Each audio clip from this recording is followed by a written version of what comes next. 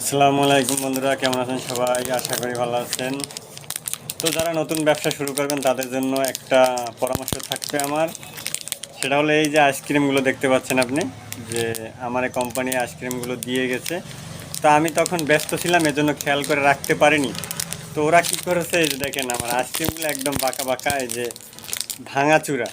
তো ওরা আমার এই আইসক্রিম ভাঙাচুরা এগুলো দিয়ে গেছে।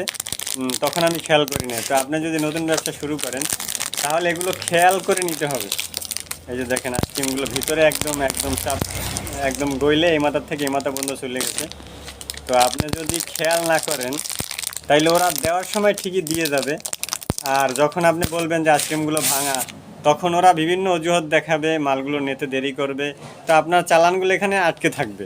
তো আপনি দেখে শুনে মাল নেবেন। সবাই ভালো থাকবেন, দোয়া রাখবেন। আসসালামু আলাইকুম। আমার চ্যানেলটা নতুন, সবাই সাবস্ক্রাইব করে রাখবেন।